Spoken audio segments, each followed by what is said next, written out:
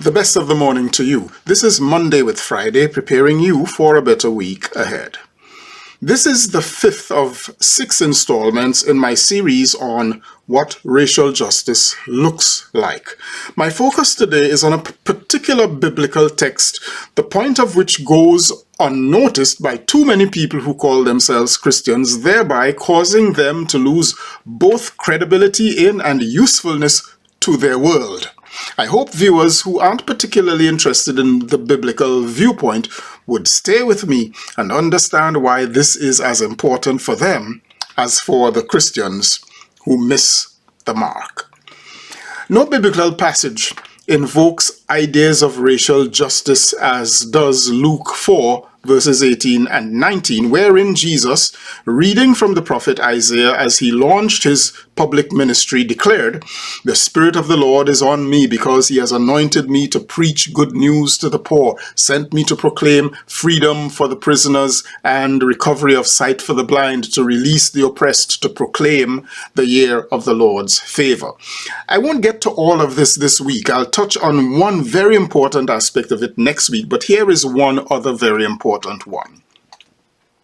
Nobody who takes the teachings of Jesus seriously or claims a religion bearing his name, especially if among the world's most privileged peoples, can avoid a concern for a handful of social items that create hell on earth for themselves and or for others.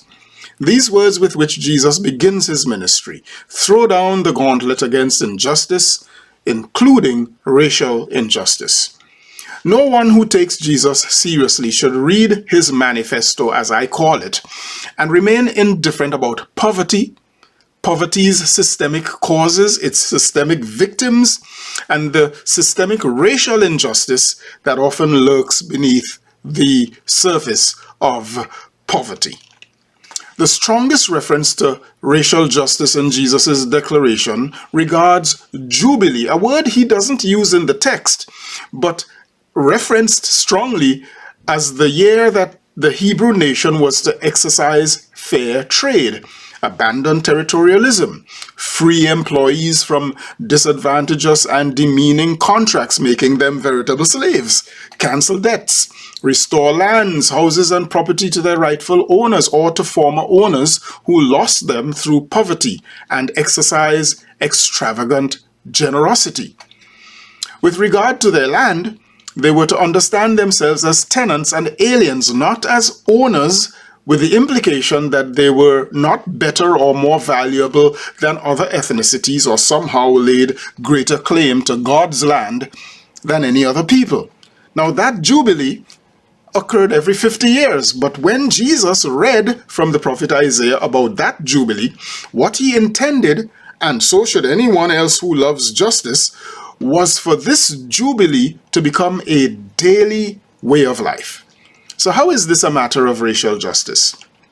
Well, the descendants of the Europeans who arrived in America on the Mayflower in 1620 or centuries earlier, or who were welcomed on Ellis Island as tired, poor, and huddled masses of aliens from across the Atlantic between 1897 and 1954, now dominate the American landscape through a history of privilege, slavery, racism, and injustice. This is a fact, not designed to embarrass, guilt, or target anyone. Now here's the point.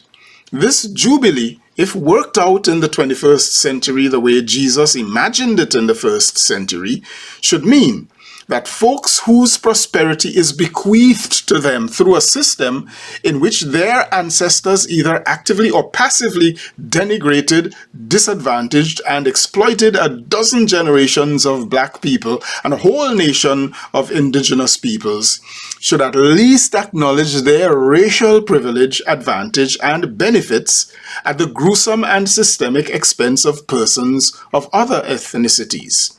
That acknowledgement, whether or not it moves those individuals to act personally, should lead to public policy that sets social, economic, financial, and other policies on the path to justice, much of which shall be racial justice.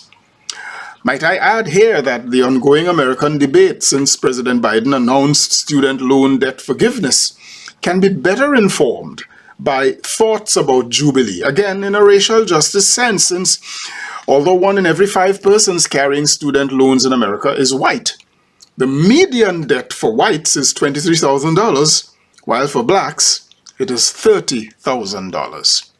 Of course, this Jubilee thing isn't limited to places like America. No, it must also extend to African, Asian, Central American, and South American and Caribbean lands, all of which have been touched in some way by supremacist Europeans coming with supremacist tendencies and policies upon those lands and leaving social and human wreckage and the residue thereof due to the sins of imperialism, race with racism, that cause poverty to be systemically continuing in those lands.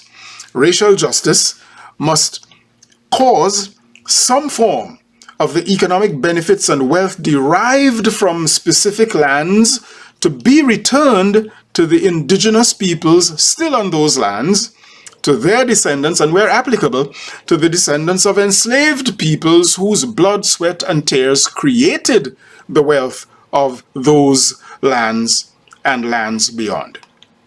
These would aid restorative justice, though never totally atone for the brutish disadvantages of imperialism and colonization. All of that is wrapped up in Jesus' idea of Jubilee and Jesus' declaration and intent of his ministry. And by the way, Jesus, a Jew, might be appalled today by the ongoing conflict between Palestine and Israel, predominantly a matter of land and territory. A conflict that could easily be settled if both sides, but particularly Israel, would remember something called Jubilee and its particulars designed to bring about peace. And Israel's biggest cheerleader, and America, full of people who say they love this Jesus, but many of whom want nothing to do with Jubilee that defines and exemplifies the charitable nature of Jesus, would do well to understand how they might be complicit in delaying justice in the Middle East.